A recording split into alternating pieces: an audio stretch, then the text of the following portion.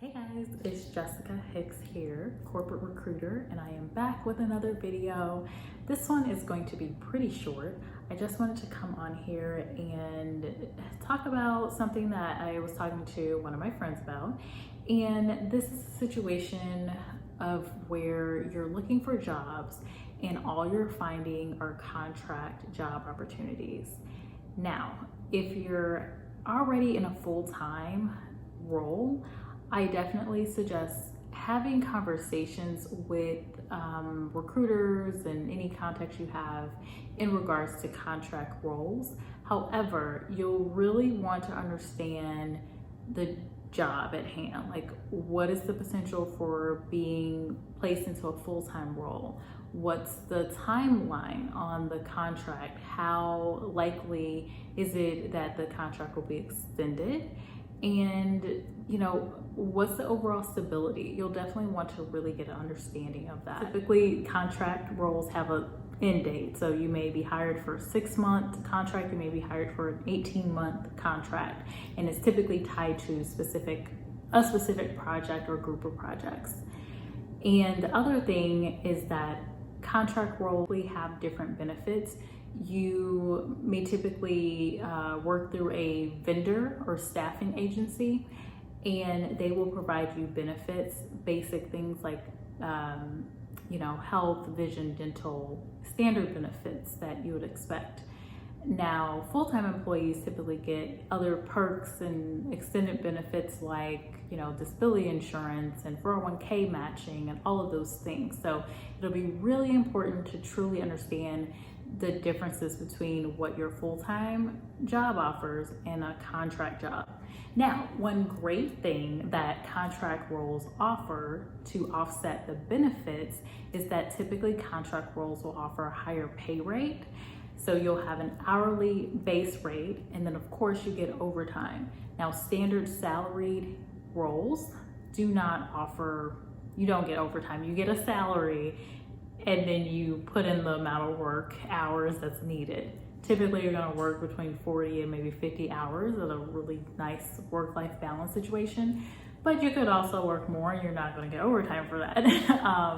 So those are just a few things that I think of when I compare full-time to contract roles.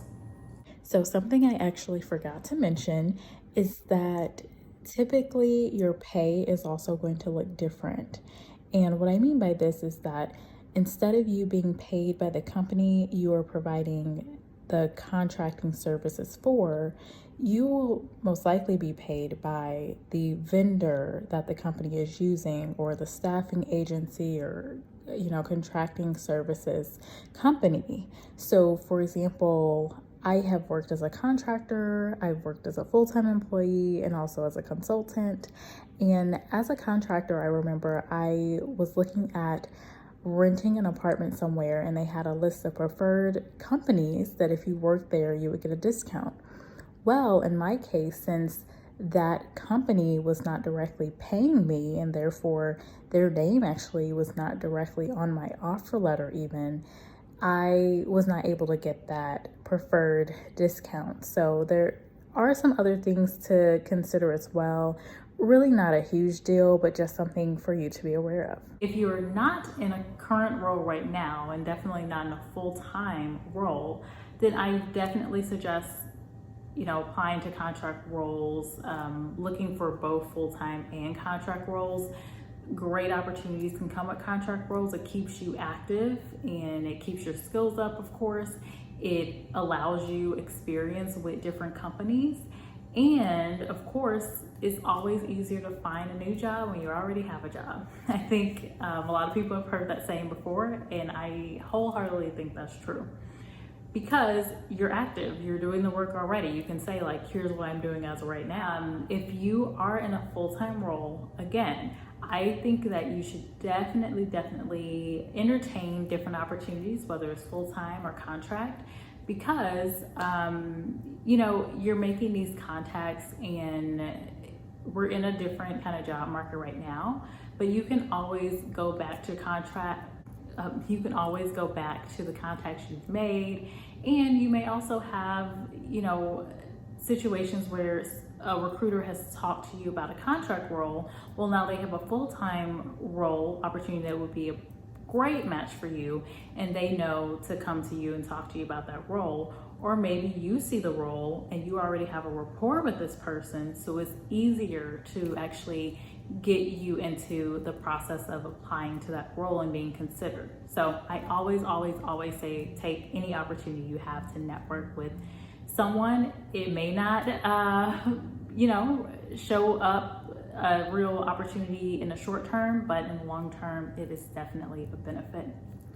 So that is all I have for this video. I just wanted to point out a few differences when you are considering full-time roles versus contract roles. I hope this video is helpful for someone. I definitely would appreciate if you like the video, if you got something out of the video. It is free and it definitely shows YouTube that you are enjoying this type of content, and it can share more job related content with you. And then if you haven't subscribed to me, definitely join me, subscribe to my channel, and I will see you in the next video. Bye.